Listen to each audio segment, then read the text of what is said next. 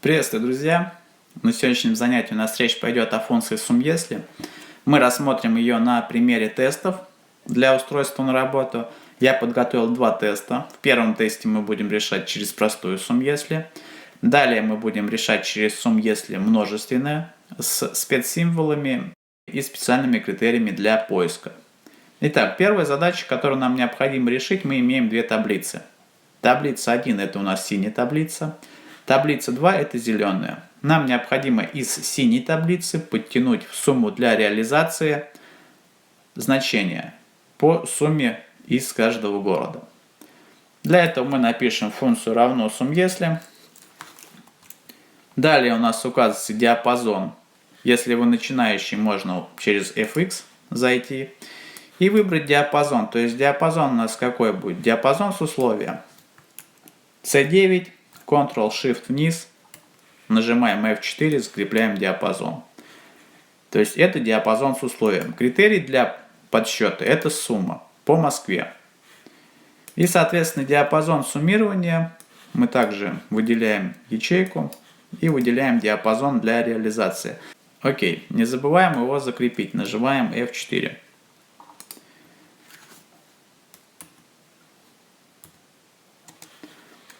Далее растягиваем формулу вниз и получаем результат. В данном примере мы рассмотрели, как можно использовать функцию SUMYESLI в простом применении. Второй пример по уровню сложности это когда мы используем именованные диапазоны. То есть мы можем выделить Ctrl-Shift вниз, присвоить имя, присваиваем диапазон условия и соответственно здесь диапазон суммирования.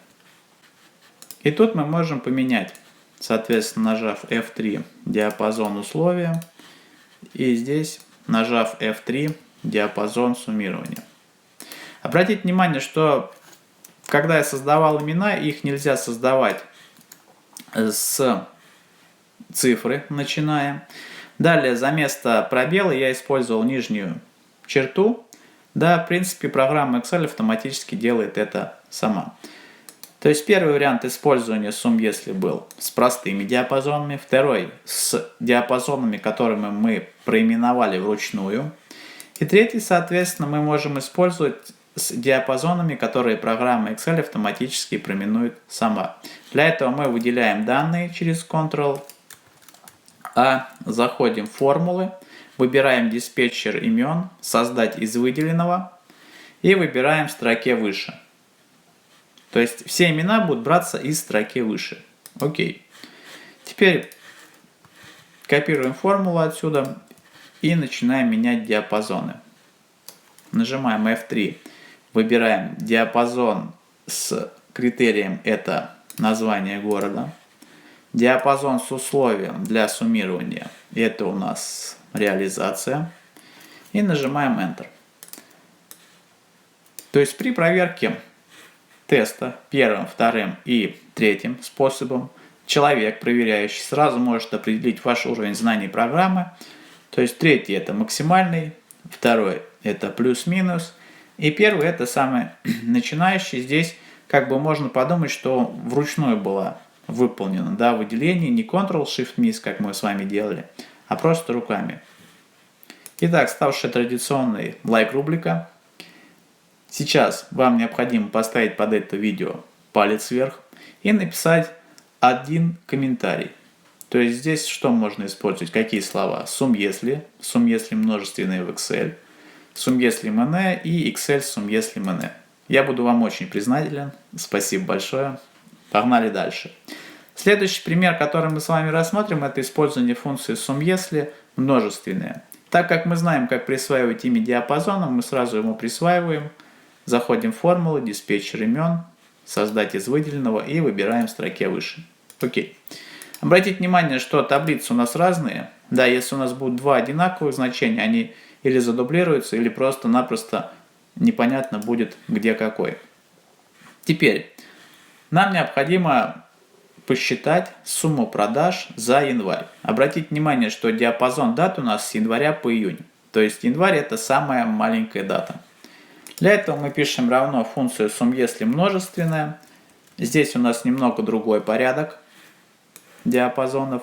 То есть, если нам необходимо в сумме если указать для начала диапазон с условием, то здесь обратно. Нажимаем F3, пишем сумму заказа. Далее диапазон с условием 1 это у нас модель. Можно просто начинать вводить, он автоматически будет подсказывать. И, соответственно, диапазон с условием 2 это дата заказа. Дата заказа у нас первая. И критерии, все даты, которые будут меньше, чем 31.01.2019. Они нам подходят. Отлично, посчитали. То есть AX55 продаж не было. Давайте попробуем проверить. Поставим AX55 продажу за место, допустим, Эланта. И видим, что она сюда спокойно подтянулась. Отлично. Следующий пример это с использованием двойного условия по дате. То есть по числовым фильтрам мы можем использовать значение между. Да, и для этого нам необходимо написать следующую формулу. Мы пишем значение также функции сумм если, ее можно отсюда в принципе скопировать и сюда прописать. То есть также у нас есть сумма заказа, модель, дата заказа. Здесь мы пишем за место первого условия все значения, которые больше, чем 01.01.2019. Дату можно писать через косую черту, кому как удобнее. И так программа будет понимать и работать с ней. И, соответственно, третье условие, это когда мы дописываем сюда второе значение даты. То есть, когда она у нас меньше, чем 30.04.2019. Таким образом, мы нашли все значения суммы по автомобилю Эланта в период с 1 января по 30 апреля. Также очень часто встречается, когда значения условий хотят по дате брать из ячеек, но ничего не выходит. Для этого необходимо немного модернизировать формулу. Давайте закрепим ячейку по столбцу, чтобы она у нас не менялась, и протянем ее вправо. Модернизация будет следующей. То есть мы будем брать значения вот из этих зеленых ячеек. Даты у нас, как видите, совпадают. Немного изменим наши условия. То есть знаки у нас остаются прежними. Берем символ сцепки и ячейку. Соответственно, ее мы закрепляем по строке, чтобы при протяжке вниз значение с условием у нас не смещалось.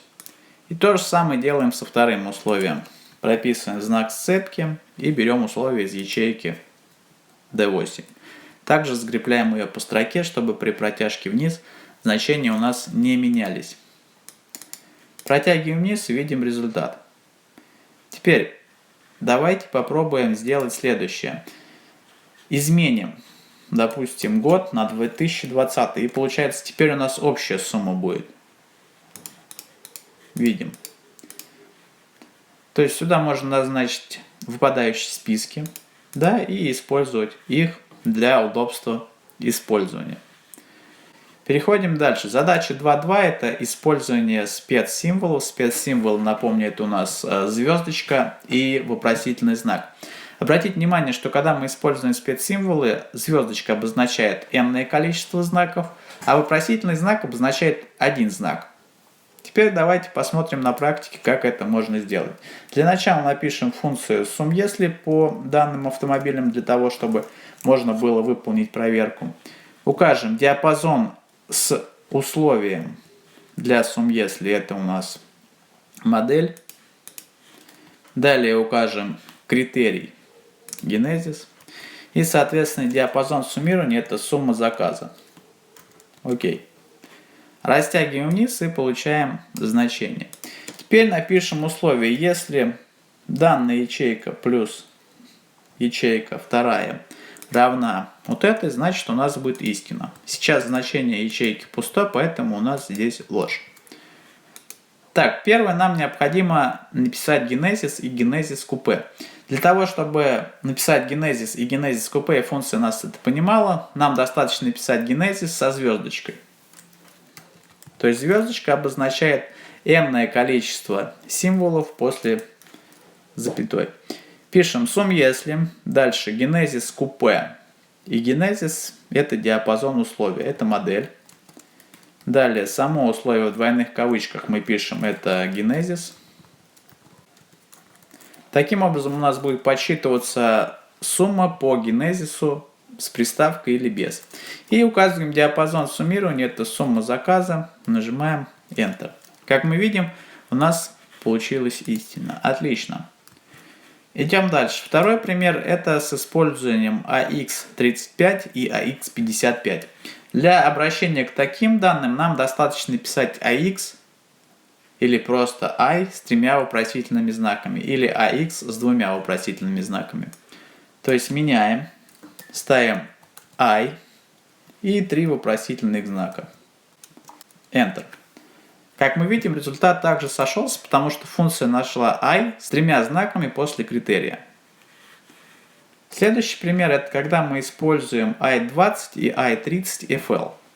Диапазон с условием это у нас модель. Далее условие это у нас ячейка I20. То есть I20 мы можем записать как I с 2 вопросительными знаками. И, соответственно, диапазон суммирования это у нас сумма заказа. Окей. Дальше мы ставим плюс и суммируем вторую сумму если, только уже с условиями для второй, соответственно. Дальше мы пишем модель, после чего нам необходимо указать условия для I30 FL. Она у нас будет выглядеть так. I 2 вопросительных знака, пробел 2 вопросительных знака. Или можно пробел звездочка, он также поймет. И диапазон для суммирования это у нас сумма заказа. Enter. Отлично. То есть мы показали, как использовать символ звездочки, как использовать вопросительные знаки и, соответственно, как использовать I с 2 вопросительными знаками и звездочкой в комбинации. Также бывают случаи, когда нам необходимо отключить эти символы, что искал именно вопросительные знаки. Для этого мы используем знак принадлежит. Выглядит он следующим образом, это просто волнистая линия. Видим. И заключительная задача на сегодня. Нам необходимо определить цену автомобиля, количество и сумму заказа по счету номера. В данном случае можно было бы использовать функцию VPR. Да, если у нас критериев несколько, тогда, конечно, сумм если множественно гораздо удобнее. То есть у нас есть счет номер, да, и нам необходимо подтянуть цену за авто. Для этого мы пишем функцию равно сумм если и указываем диапазон. Первый диапазон это у нас диапазон с условием. В данном случае это счет номер. Окей. Далее само условие мы его фиксируем по столбцу, чтобы при протяжке вправо у нас не менялось значение. После чего мы указываем диапазон с суммированием. Это у нас сумма заказа. Окей. Нажимаем Enter. Получилось. И соответственно для того, чтобы изменить критерии поиска, нам необходимо счет номер, сумма заказа поменять на соответственно количество автомобилей. Так, ставим цену заказа. Цена за автомобиль. Окей. Теперь давайте проверим. Мы возьмем счет номер, перейдем в наши данные, выберем Ctrl-F, Ctrl-V и нажмем «Найти все». У нас найдется строчка по химкам. Как мы видим, данные у нас полностью идентичны. Да, соответствуют друг другу. На этом с вами заканчиваем наше обучение по сумм если. Если у вас остались какие-то комментарии, вопросы или пожелания, можете написать в контактах, которые я оставил под видео. Также напишите, пожалуйста, комментарий и поставьте лайк, если вы еще это не сделали. Комментарий необходимо написать со словосочетаниями сумм если множественное в Excel, сумм если МН, Excel, сумм если МН. Спасибо за внимание, до следующей среды. До свидания.